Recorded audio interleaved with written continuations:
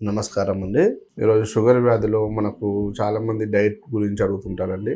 ఇప్పుడు షుగర్ వ్యాధిలో కొంతమంది పేషెంట్స్ వచ్చి, "సార్ మనకు ఏం తింటే బాగుంటుంది?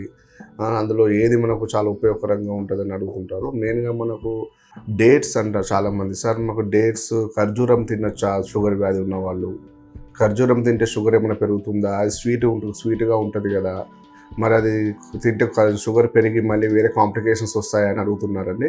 కానీ ఖర్జూరం అనేది షుగర్ పేషెంట్లు హ్యాపీగా తీసుకోవచ్చండి.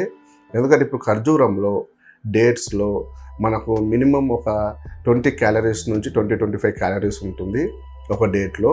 దాంట్లో విషయానికి వస్తే మళ్ళీ మనకు ఒక 6 కానీ 7% కార్బోహైడ్రేట్స్ ఉంటాయి.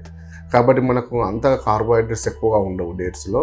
కానీ మనకి దానివల్ల ఏమవుతుందంటే మనకు షుగర్ పేషెంట్స్ హ్యాపీగా తీసుకోవచ్చండి డేట్స్. కానీ అది ఎప్పుడు తీసుకోవాలి డేట్స్ అనేటివి మనం తీసుకున్నట్లయితే, మనము భోజనం తీసుకున్న వెంబడే కాకుండా ఒక గంట, 2 గంటల తర్వాత డేట్స్ మనం ఖర్జూర తీసుకోవచ్చు. రోజుకు 3-4 ఖర్జూర పండ్లు తీసుకోవచ్చండి. వాళ్ళకు ఆ స్వీట్ ఉన్నదని చెప్పేసి షుగర్ పెరగదు. కామన్‌గా ఒక 3-4 వరకు వాళ్ళు డైలీ ఖర్జూరం తీసుకుంటే వాటి వల్ల ఐరన్ ఎక్కువగా ఉంటుంది.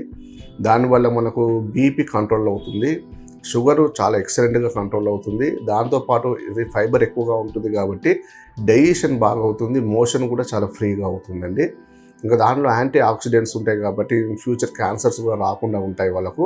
కాబట్టి ఈ డేట్స్ అనేటివి చాలా ముఖ్యంగానే, ఎందుకంటే కొంతమంది ఏంటంటుంటారు, "సార్ ఇది డేట్స్‌లో రకరకాల డేట్స్ ఉంటాయి. కొన్ని స్వీట్స్ ఉంటాయి. కొన్ని రకాల డేట్స్‌లో డిఫరెన్షియేషన్ చేసుకున్నట్లయితే కొన్ని ఎక్కువ తీపి పదార్థాలు, ఎక్కువ తీపి ఉన్న డేట్స్ కూడా ఉంటాయండి. కానీ అది మ్యాక్సిమం అందులో ఉన్నది మొత్తం సూక్రోజ్ కాదండి. కొంతవరకు ఫ్రక్టోజ్ అనేది కూడా ఉంటుంది కాబట్టి ఆ డేట్స్ తీసుకుంటే ఎలాంటి ఇబ్బంది ఉండదు. కానీ షుగర్ లెవెల్స్ కూడా మనం రెగ్యులర్‌గా మానిటరింగ్ చేసుకుంటూ ఉండాలండి. ఇప్పుడు మనము డేట్స్‌తో పాటు కొంతవరకు డైట్‌లో రైస్ విషయానికి వస్తే కూడా రైస్ తగ్గించుకుంటే మంచిదండి. అంటే రైస్ అనేది ఒక కప్పు రైస్ తీసుకుంటే పర్లేదండి.